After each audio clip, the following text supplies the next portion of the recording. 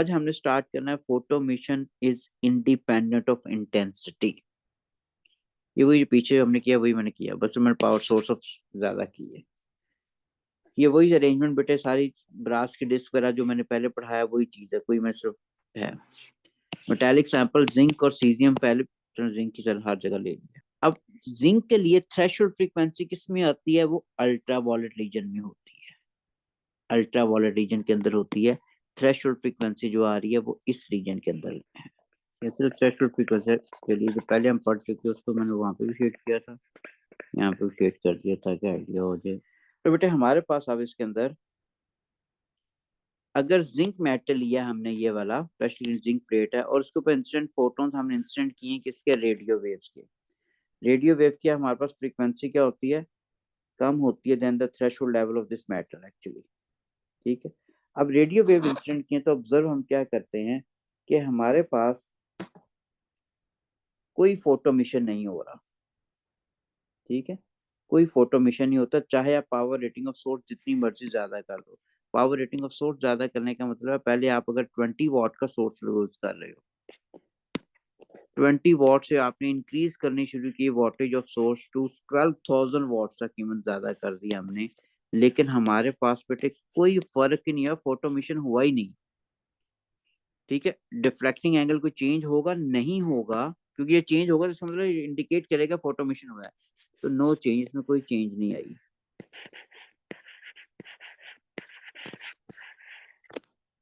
ठीक है।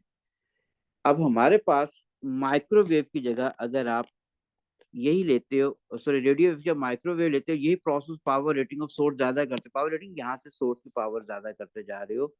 Power rating of source ज्यादा करने से क्या हो रहा है बेटे? पावर रेटिंग ऑफ सोर्स ज्यादा करने से नंबर ऑफ फोटोन ज्यादा हो रहे हैं, स्ट्रेंथ ऑफ फोटोन ज्यादा हो रही है। उसमें एक फोटोन की एनर्जी ज्यादा नहीं, एक फोटोन की एनर्जी रेडियो वेव में जो है वो हमारे पास डिपेंडेंट किस पे है? वो फ्रीक्वेंसी पे डिपेंडेंट है।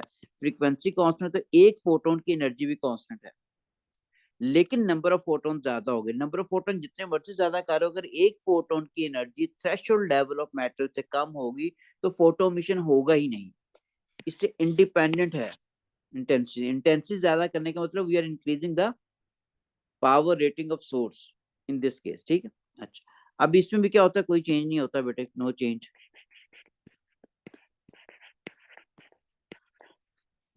ठीक। फिर आप क्या करते हो? विजिबल लाइट करते हो, इसको भी आप इंक्रीज कर दो। विजिबल लाइट के अंदर भी क्या होता है? कोई चेंज नहीं आती, जितनी मर्जी पावर रेटिंग ज्यादा कर दें। ठीक है।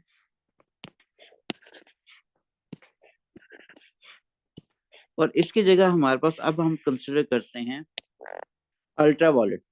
अल्ट्रा वॉलेट में आपने कितने वॉट की? सपोज 2.0 वॉट ऑटोमेशन स्टार्ट हो गया। ठीक है, इसका मतलब एंगल, डिफ्रैक्टिंग एंगल क्या हो गया? डिक्रीज हो गया। अगर डिक्रीज करेगा इसका मतलब है, कल इंक्रीज किसी ने पूछा हो तो पता नहीं, डिक्रीज करेगा तो फोटोमिशन होगा। क्यों? जब फोटोमिशन होगा तो इलेक्ट्रॉन निकल जाएंगे ना। इलेक्ट्रॉन निकलेंगे, इस मेटल पे कौन सा चार्ज आ जाएगा? पॉजिटिव। इस पॉजिटिव चार्ज को न्यूट्रलाइज करने के लिए यहाँ वाले इलेक्ट्रॉन ऊपर चले जाएंगे। यहाँ वाले इलेक्ट्रॉन ऊपर चले जाएंगे तो यहाँ पे स्ट्रेंथ ऑफ चार्ज कैरियर या इलेक्ट्रॉन क्या हो जाएगी? कम हो जाएगी, जिसकी वजह से कूलम फोर्स भी क्या हो जाएगी? कम हो जाएगी। ये चार्जेस कम हो गए तो फोर्स भी कम, तो डिफ्लेक्टिंग एंगल क्या होगा? वो डिक्रीज कर जाएगा। अब 2 वॉट की जगह अगर आप इसको इंक्रीज कर देते हो, अल्ट्रा वॉलेट को 20 वॉट कर देते हो सपोज, या 12 वॉट कर दिया मैंने, अब क्या होता है? जरा शार्प डिक्रीज हो जाएगा, बड़ी जल्दी से डिक्रीज कर गया। क्यों डिक्रीज कर गया जल्दी से? इसलिए डिक्रीज कर गया कि 12 वॉट करने से क्या होगा? नंबर ऑफ फोटोन ज्यादा आ गए ना। नंबर ऑफ फोटोन, एक फोटोन एक इलेक्ट्रॉन कमिट करवाना होता है as per your syllabus content. तो नंबर ऑफ फोटोन ज्यादा, नंबर ऑफ इलेक्ट्रॉन भी जल्दी निकल गए। जल्दी निकल के तो यहाँ से भी इलेक्ट्रॉन जल्दी से ऊपर चले गए, तो जल्दी से क्या हो गया? डिक्रीज कर गया, इसलिए शार्प डिक्रीज हो गया। अब आप क्या करते हो? गैमा फेंकते हो। गैमा फेंकोगे, इसमें भी क्या होगा? डिक्रीज कर देगा। पहले मैंने सपोज 2.0 वॉट ही लिया, वही भी डिक्रीज कर गया। ठीक है। अब 2.0 की जगह अगर इसको भी हम 12 वॉट्स कर देते हैं, अब फिर क्या हो गया? वेरी शार्प डिक्रीज हो जाएगा। अब जिंक 12 वॉट करने से क्या हुआ? नंबर एक तो फोटोन ज्यादा हो गए, और जो इलेक्ट्रॉन जो निकलेंगे उनके पास एनर्जी भी ज्यादा होगी यहाँ पे। वो उसको बाद में देखते हैं हम। अब इसमें क्या हो गया, शार्प डिक्रीज इसमें भी हो गया। तो इसका मतलब है अगर मैं कह रहा हूँ कि मैं पावर रेटिंग ऑफ सोर्स ज्यादा कर रहा हूँ, तो what I am doing, I am increasing the number of photons which are incidenting per unit time, and there is no change in the energy या फ्रीक्वेंसी ऑफ सिंगल फोटोन। ठीक है, और यहाँ पे हमारे पास कोई चेंज क्यों नहीं आ रहा था, although we are increasing the power rating of source, but the energy of single photon is less than the threshold energy या threshold frequency of that metal, इसलिए फोटो मिशन होगा ही नहीं इसके अंदर। तो उसको दो लाइनें लिख लेते हैं। The increase in power rating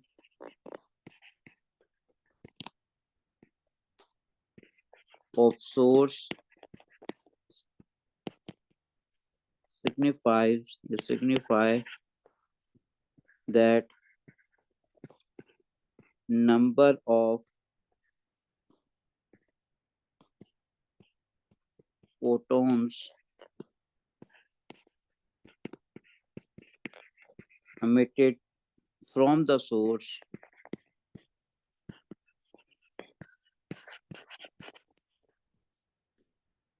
per unit time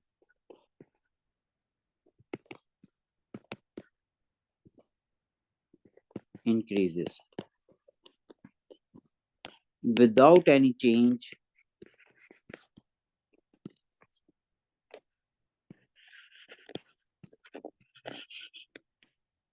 in the frequency या energy, क्योंकि they are directly related with each other by this relationship ना, E is equal to H of single photon। ठीक हो, रिजल्ट यहाँ से हमने क्या निकाल लिया, फिर रिजल्ट बेटा ये आ गया कि हमारे पास जितनी मर्जी इंटेंसिटी कर दो, अगर एक फोटोन की एनर्जी जो होगी या फ्रीक्वेंसी जो होगी थ्रेशोल्ड फ्रीक्वेंसी ऑफ मैटर से कम होगी तो फोटो मिशन होना ही नहीं, इसलिए उस पर डिपेंडेंट है ही नहीं है। इंटेंसिटी जो मर्जी कर लो, जो मर्जी करते जा रहे थे, अगर थ्रेशोल्ड फ्रीक्वेंसी से कम थी फोटो मिशन हुआ ही नहीं। ठीक है, तो डिपेंडेंट ही नहीं है ना इसका मतलब। so we can write no photo emission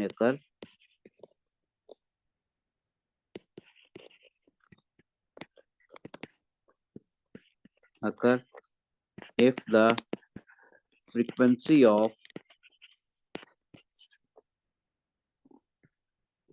source या electromagnetic radiation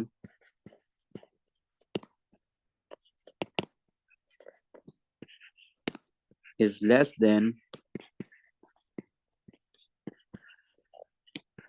the frequency of metal whatsoever is the intensity of source P।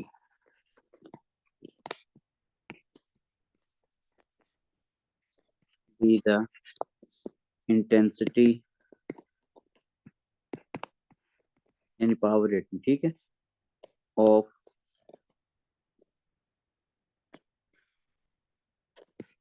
source is, ठीक है। इंटेंसिटी बेटे मैं दोबारा लिखता हूँ, ये नंबर ऑफ फोटॉन्स हैं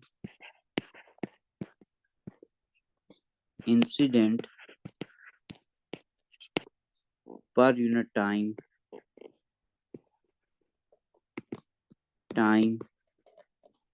पर यूनिट परपेंडिकुलर एरिया। इंटेंसिटी को हम एएस लेवल में पढ़ते हैं ना, energy per unit time per unit perpendicular, तब एनर्जी कहाँ से आ रही, नंबर ऑफ फोटोन से, पर यूनिट परपेंडिकुलर एरिया। अच्छा एक मिनट से गलती इसमें मतलब कर दूं इसको, क्योंकि नंबर नहीं, energy of due to number of photons. ठीक हो, अच्छा ये लर्निंग। अब उसके बाद बेटा फोर्थ लर्निंग आउटकम पे फोर्थ पॉइंट मेजर आ गया, जिसमें आइंस्टाइन की इक्वेशन पढ़ते हैं हम लोग, Einstein equation of photoelectric effect जो है। अच्छा बेटे अब हमारे पास होता क्या, एक मेटल में जब इलेक्ट्रॉन जाके हिट करते हैं तो उस मेटल एक फोटोन ने एक इलेक्ट्रॉन को एनर्जी ट्रांसफर करनी है। ठीक, एक इलेक्ट्रॉन को एनर्जी ट्रांसफर करनी है। अब इलेक्ट्रॉन कुछ एनर्जी कंज्यूम करता है उस मेटल में से निकलने के लिए, we call this thing work function. और रिमेनिंग एनर्जी क्या होगी? इलेक्ट्रॉन की काइनेटिक एनर्जी होगी। इलेक्ट्रॉन की काइनेटिक एनर्जी होगी, इसका मतलब करंट को डिफाइन करेगी। फिर वो करंट को डिफाइन करेगी। तो इसका मतलब by principle of conservation of energy हम कह सकते हैं एनर्जी ऑफ अ फोटोन, एक फोटोन की मैं बात करूंगा, ठीक है, this is equal to minimum energy required to remove electron, electron लिख रहा हूँ, इलेक्ट्रॉन्स नहीं है, फोटोन लिखा है, एक फोटोन एक इलेक्ट्रॉन का एनर्जी ट्रांसफर आपके सिलेबस के मुताबिक, ठीक है, from a metal surface,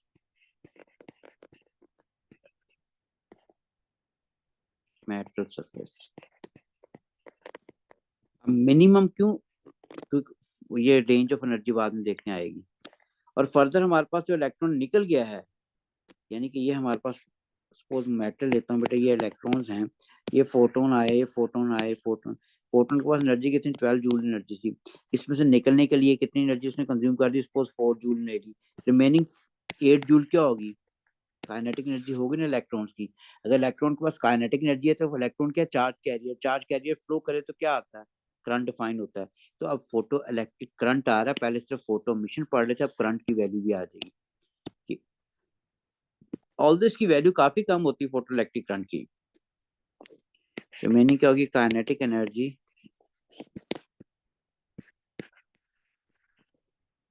of photo electrons. अब इसके लिए हमने ई लिखते हैं बेटे, इसको हम रिप्रेजेंट करते हैं इस सिंबल से, फाई, और नीचे जीरो लिख देते हैं, मिनिमम है तो इसलिए फाई नॉट हो गया, ठीक है। या इसको मैं लिख दूं, डेफिनेशन डिफाइन वर्क फंक्शन भी आया हुआ ना, ये इसको हम कहते हैं work function. What is meant by work function is the minimum energy required to remove an electron from a metal surface, और ये भी थ्रेशोल्ड फ्रीक्वेंसी ऑफ मेटल पर डिपेंड होता है, रिमेनिंग एनर्जी काइनेटिक होगी। अब इसका फॉर्मूला अगर आप फर्दर देखते हो, ये ई हो गया बेटे, इसका सिंबल होता है हमारे पास ये वाला, और रिमेनिंग ई के या के ई लिख लो। अब ई किसके बराबर हो गया? एच एफ के। ये किसके बराबर है? एच एफ नॉट के प्लस ई के हो गया, ठीक है। अब ई के को अगर आप सब्जेक्ट बनाते हो तो करते किसके बराबर हो जाएगा? H F plus minus H F not हो गया। इसको जरा कंपेयर करो हम, y equals to M X plus C के साथ। तो अगर हम ग्राफ बनाते हैं इसका, अगर बेटे हम वर्टिकल एक्सिस में, ये हॉरिजॉन्टल एक्सिस हो गया, वर्टिकल एक्सिस में हम एनर्जी लेते हैं, हॉरिजॉन्टल एक्सिस के अंदर हम लोग फ्रीक्वेंसी कंसिडर करते हैं, ठीक है। This is kinetic energy of electron जो निकल रही है, this is in joule. Y axis पे ये आ रहा है ना बेटे काइनेटिक एनर्जी, एक्स एक्सिस पे मैंने ले लिया फ्रीक्वेंसी इन हर्ट्ज। तो मेरे पास ग्राफ क्या बन रहा है? This is a straight line graph, ये वाला बन रहा है। इसी को ऊपर एक्सटेंड करते हो अगर आप, ये आ गया, तो ये हमारे पास, अब दिस इज इम्पोर्टेंट क्वेश्चन जिस पे बनता है बेटा, इसका एक्स इंटरसेप्ट किसको रिप्रेजेंट कर रही है? ये देखो मिनिमम फ्रीक्वेंसी तो ये वाली है, ये तो डॉटेड लाइन से रेफरेंस के लिए यूज की मैंने, डॉटेड में क्या रेफरेंस, ये जो फ्रीक्वेंसी आ रही है सब कहोगे थ्रेशोल्ड फ्रीक्वेंसी है। ये जो चीज आ रही है थ्रेशोल्ड फ्रीक्वेंसी है, एफ नॉट से आप कहोगे, ठीक है। ये चीज क्या आ रही है? ये वर्क फंक्शन आ रहा है, फाइव नॉट जिसे आप रिप्रेजेंट करते हो। इस ग्राफ का ग्रेडियंट किसको रिप्रेजेंट करेगा? ग्रेडियंट प्लैंक्स कांस्टेंट को रिप्रेजेंट कर देगा। क्यों? ये आ रहा है ना, प्लैंक्स कांस्टेंट आ जाएगा, ठीक है। और ये चीज किसको रिप्रेजेंट करती है? बाय इंटरसेप्ट को। तो ग्रेडियंट ऑफ ग्राफ किसके इक्विवेलेंट हो जाएगा? This is Planck's constant, constant. ये प्लैंक्स कांस्टेंट 100 मार्क का पेपर होता है एमएससी फिजिक्स में, और क्वांटम फिजिक्स का प्रीवियस एमएस से 5th ईयर को कह रहे होते हो, 100 मार्क्स का पेपर होता है, 100 मार्क का पेपर ही 100 मार्क्स में वाइवा जी के हैं, सिनॉप्सिस देना होता है इसमें। चलो ग्रेडियंट ऑफ ग्राफ हो गया बेटे। एक्स इंटरसेप्ट क्या होता है? X intercept will define the value of threshold frequency, which is represented with f naught.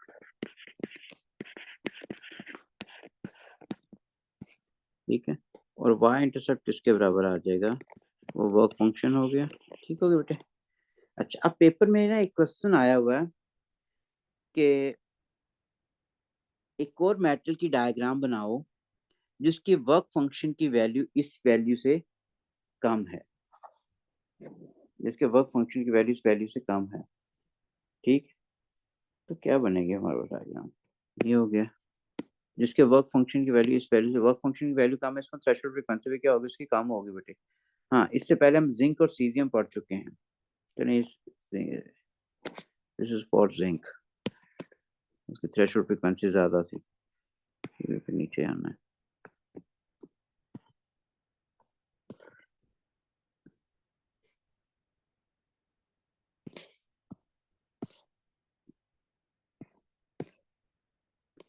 अब हमारे पास ये चीज यूज करते हैं फॉर हम, ये सीजियम के लिए होगा बेटे। सीजियम की थ्रेशोल्ड फ्रीक्वेंसी क्या थी? कम थी बेटे। थ्रेशोल्ड फ्रीक्वेंसी कम थी, इसलिए ये भी हमारे पास क्या होगा? कम होगा।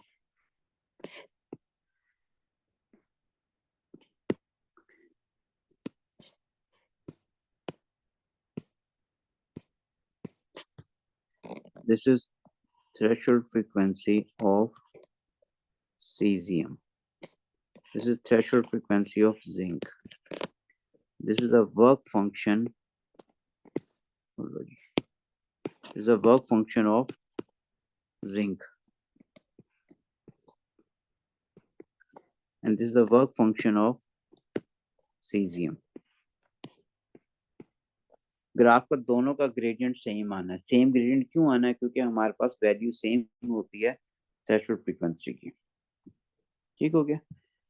अब बेटे नेक्स्ट में हमारे पास आ गया कि फोटो इलेक्ट्रिक करंट का, तो हमें पता चल गया फोटो इलेक्ट्रिक करंट डिफाइन होता है। फोटो इलेक्ट्रिक करंट अगर डिफाइन होता है, तो अब हमारे पास आ गया फोटो इलेक्ट्रिक करंट पे। नेक्स्ट आ गया फोटो इलेक्ट्रिक करंट जो है वो इंक्रीज करता है with the increase in the intensity. अब हमारे इंटेंसिटी को डिफाइन कैसे करते हैं? इंटेंसिटी हमने पढ़ा energy per unit time per unit perpendicular. अब एनर्जी कैसे ज्यादा की जा सकती है?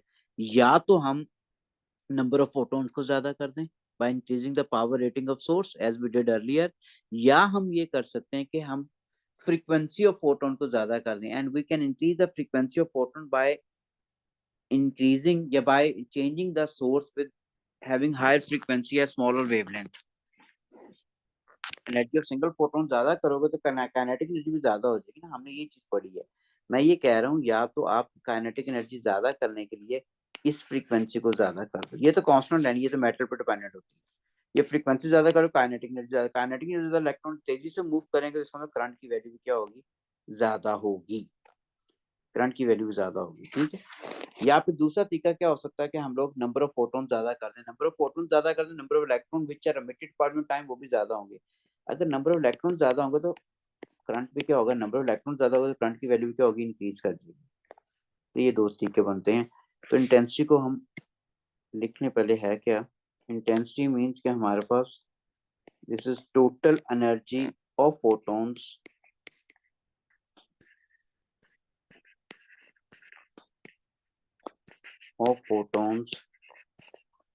over per unit time per unit perpendicular area, energy per unit time per unit perpendicular area. अब बेटे इंटेंसिटी तो मैंने इस तरह लिख ली। अब टोटल एनर्जी किस फैक्टर पे डिपेंडेंट है? टोटल एनर्जी का मतलब ये होगा या तो मैं नंबर ऑफ फोटॉन्स को ज्यादा कर दूं, और एनर्जी ऑफ सिंगल फोटोन भी ज्यादा हो सकती है। तो this is representing the number of photons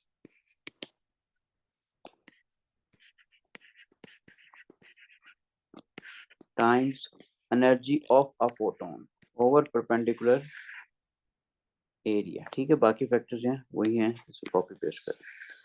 ठीक हो गया। अच्छा, अब हमारे पास we can write it further then intensity किसके बराबर होगी? This is n number of photon is as such over TA हो गया। इसे हम फर्दर लिख सकते हैं energy intensity as such number of photon energy किसके बराबर है, E is equal to H F formula होता है, एच एफ हो गया ओवर टी ए हो गया।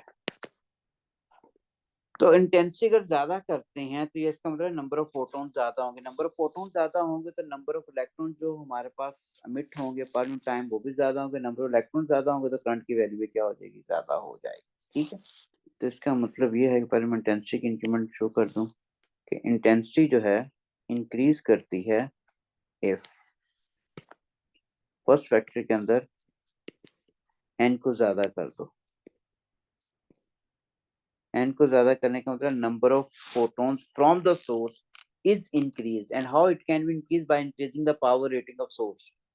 बड़ी पावर का बल्ब लगा दी, ज्यादा एनर्जी आती होती है, ज्यादा फोटॉन निकल रहे होते हैं, ज्यादा लूमन्स निकल रहे होते हैं, number of photons from the source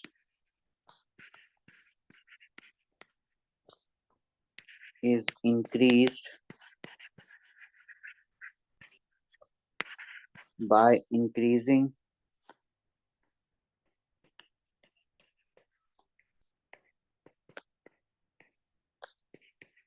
the power rating of source।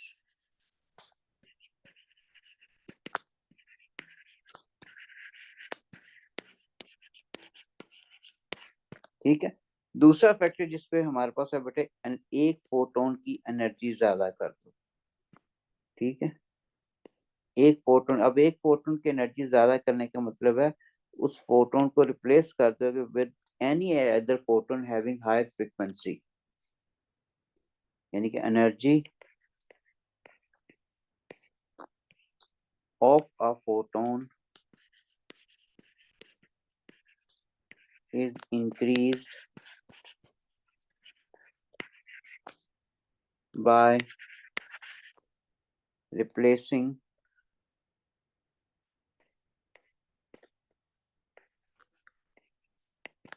it with a source having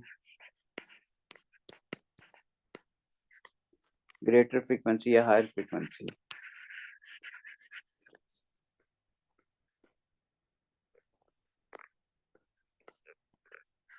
ठीक है, इसका मतलब फॉर्मूला होता है E is equal to H F ना। अगर मैं कह रहा हूँ फ्रीक्वेंसी को ज्यादा करोगे तो एनर्जी भी क्या हो जाएगी बेटे, ज्यादा होगी, ये है। अब इसी चीज को अगर हम देखते हैं फोटो इलेक्ट्रिक करंट के ऊपर, करंट कैसे आ जाता है।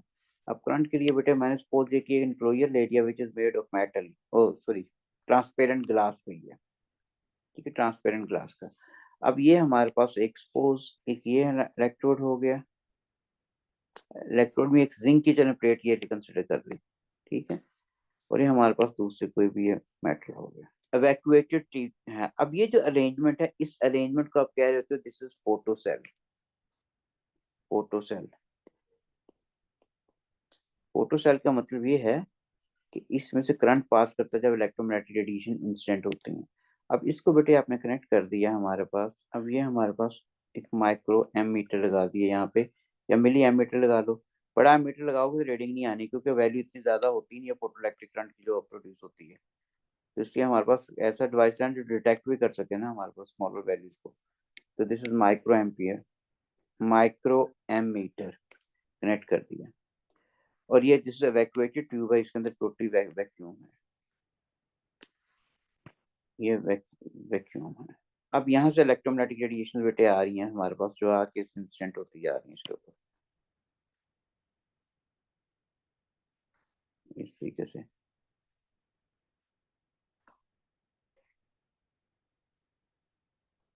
और इलेक्ट्रोमैग्नेटिक रेडिएशन कौन सी आ रही है, अल्ट्रा वायलेट रीजन से आ रही है इलेक्ट्रोमैग्नेटिक स्पेक्ट्रम में। और उसके लिए हमारे पास मेटल होना चाहिए, दैट शुड बी जिंक होना चाहिए, क्योंकि उसकी थ्रेशोल्ड फ्रीक्वेंसी जिंक मेटल के बराबर होती। तो दिस इज जिंक प्लेट ये वाली होगी। अब होता क्या है, जो आप फोटोन इंसिडेंट करते हो हम ये देखते हैं कि यहाँ से ये करंट डिटेक्ट करता है। बेटे क्यों डिटेक्ट करता है, अगर ये फोटोन्स आ रहे हैं 12 जूल एनर्जी के साथ आ रहे हैं, उसने 12 जूल एनर्जी एक फोटोन ने एक इलेक्ट्रॉन को दे दी, इलेक्ट्रॉन ने सपोज 6 जूल एनर्जी मेटल में से निकलने में जाया कर दी, रिमेनिंग उसकी एनर्जी क्या है, काइनेटिक एनर्जी। इलेक्ट्रॉन निकल के यहाँ से इधर जाता है, इधर आता तो सर्किट कंप्लीट हो गया ना। सर्किट कंप्लीट हो गया तो करंट डिफाइन हो जाता है। ठीक है, अब इस पे ऑब्जर्वेशन टेबल भी एक देख लें, बाद में रिजल्ट पे ले लेंगे। फिर यहाँ पे हमारे पास हो जाएगा फोटॉन्स कौन से आ रहे हैं, इलेक्ट्रोमैग्नेटिक रेडिएशन कौन सी है, फोटॉन्स, और ये पावर रेटिंग ऑफ सोर्स होगी।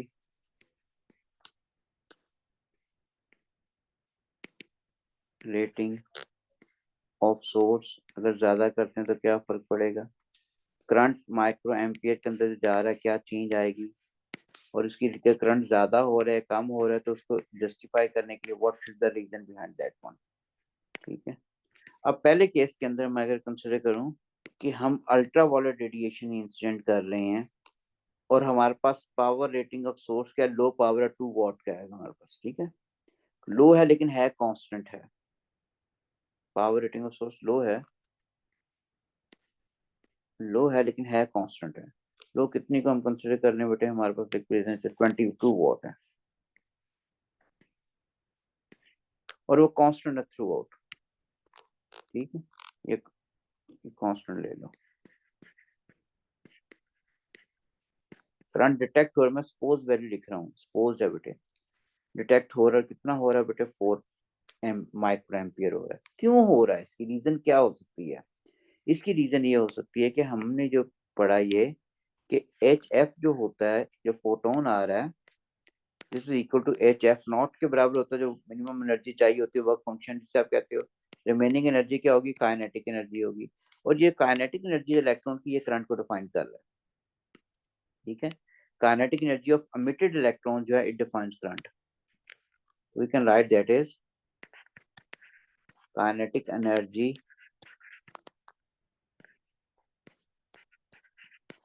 of emitted electrons define current. ठीक हो गया। अच्छा, अब नेक्स्ट के अंदर अल्ट्रा वॉलेट ही है, सेकंड केस के अंदर भी, लेकिन हम इसकी पावर रेटिंग ज्यादा कर देते हैं बेटे। 10 पॉइंट बड़ा हो गया हमारे पास, क्या हो गया, आपने इंक्रीज कर दी बेटे, इन एरो अपवर्ड इंक्रीज के लिए यूज करता हूँ, कितनी की कर दी, suppose now increase to 20 watt कर दी। अब क्या हुआ, नंबर ऑफ फोटोन ज्यादा हो गए, करंट की वैल्यू है वो भी उतनी ही ज्यादा हो जाएगी जितने फोटोन ज्यादा किए आपने, तो ये भी इंक्रीज हो गई, कितनी हो गई, suppose it increases to 40 now.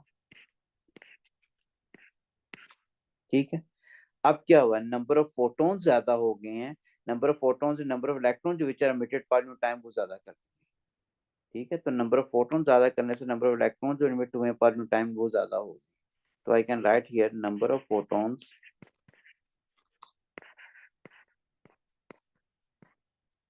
ठीक है depends directly on number of electrons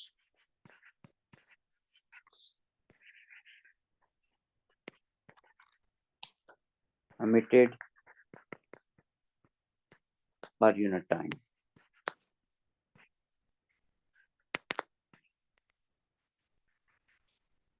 ठीक है, ओके। नेक्स्ट के अंदर हमारे पास आप और ज्यादा कर देते हो ultra volatility, ultra volatility use करें और ज्यादा कर दिया आपने, suppose you increase it to the 40 watt now.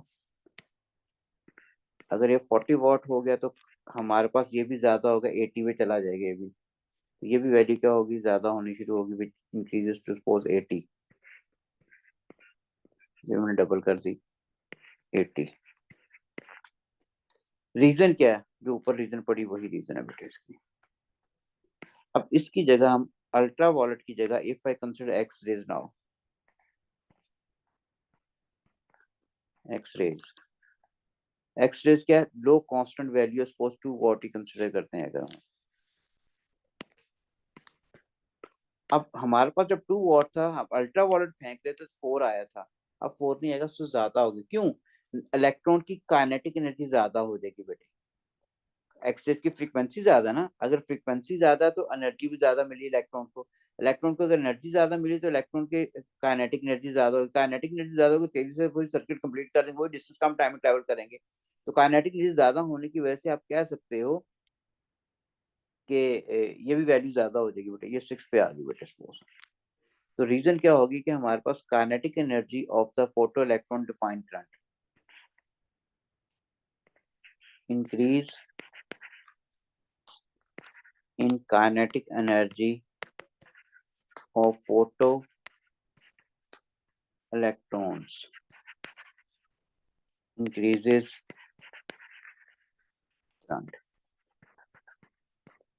ठीक है, नेक्स्ट के अंदर हमारे पास अगर फिफ्थ के अंदर एक्स रेज ही यूज करते हैं, लेकिन एक्स रेज की पावर रेटिंग ज्यादा कर देते हो, अब इंक्रीज कर दी, suppose I increase to 2 watt से मैंने 20 वॉट कर दी, क्योंकि मैंने 10 टाइम इंक्रीज किया, तो ये भी वैल्यू क्या होगी 60 टाइम ज्यादा, 60 पे चली जाएगी, दिस इज 60 वॉट।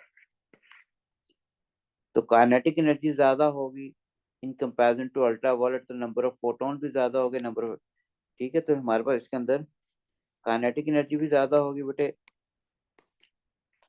और 60 वॉट करने से नंबर ऑफ इलेक्ट्रॉन्स भी ज्यादा हो गए, एन की वैल्यू भी क्या होगी ज्यादा होगी।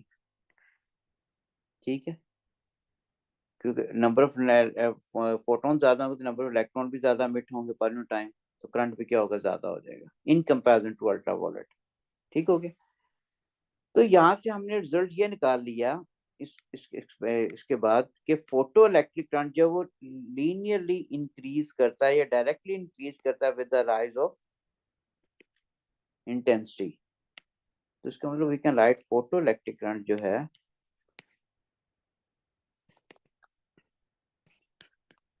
Current increases directly with the increase in intensity.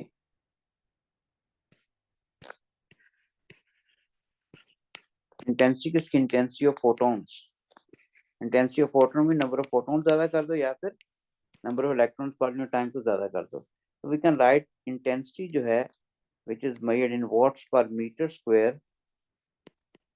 this is directly proportional to current in microampere.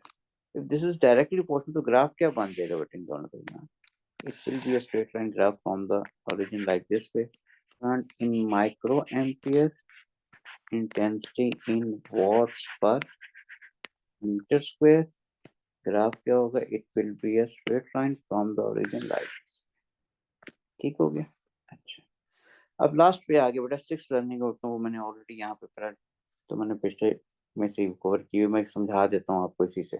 Maximum kinetic energy of electron, जो इलेक्ट्रॉन एमिट होते हैं यहाँ से सरफेस है इसके अंदर, जो करंट को डिफाइन कर रहे होते हैं, क्या उनकी काइनेटिक एनर्जी सेम होती है नहीं होती। तो हमारे पास बेटे मैक्सिमम काइनेटिक जो फोटो इलेक्ट्रॉन जो है, अब जो मैक्सिमम काइनेटिक एनर्जी जो एक फोटोन आ रहा है, ये सब हमारे पास इलेक्ट्रॉन मैंने शो किए एक मेटल के अंदर डिफरेंट डेप्थ के, ये इलेक्ट्रॉन शो कर रहा हूँ बेटे, ये डिफरेंट जो ये नजर आ रहे हैं सारे आपको, ये दूसरी डेप्थ, ये तीसरी डेप्थ, चौथी डेप्थ इन द मेटल। अब फोटोन जो आना है, क्योंकि अगर अल्ट्रा वायलेट की है तो हर फोटोन की एनर्जी कांस्टेंट, एक फोटोन इसको जाके हिट करता है, एक फोटोन सपोज इसको जाके हिट कर रहा है, एक फोटोन मूव करके सपोज इसको जाके हिट कर रहा है, और एक फोटोन मूव करते जाके इसको हिट कर रहा है। तो सारे इलेक्ट्रॉन को जो एनर्जी मिली है वो तो सेम मिली है, लेकिन जो सरफेस में से फोटोन निकला है इसने कम एनर्जी कंज्यूम किया मेटल में से निकलने के लिए, क्योंकि ऑलरेडी सरफेस पे था। ये जो इस डेप्थ से निकला है सेकंड लेयर से, ये ज्यादा एनर्जी कंज्यूम करेगा पहले मेटल की सरफेस तक आने के, फिर वहां से निकल के जाएगा, ये और ज्यादा एनर्जी गेन कंज्यूम करेगा। इसका मतलब इनके सारों की वर्क फंक्शन की वैल्यू क्या होगी, that is different constant energy. Electron जो यहाँ से निकल गया इसमें 11 जूल इसके पास काइनेटिक एनर्जी है, जो इलेक्ट्रॉन यहाँ से निकल गया सपोज इस पर 8 जूल है, जो यहाँ से इस डेप्थ से निकल गया 5 जूल है, जो यहाँ से निकल गया वो हमारे पास क्या थी 2 जूल है। जो फोटोन आ रहे थे सारे कांस्टेंट एनर्जी के साथ आ रहे थे, उनकी एनर्जी कितनी थी, सपोज सारों की 12 जूल एनर्जी थी।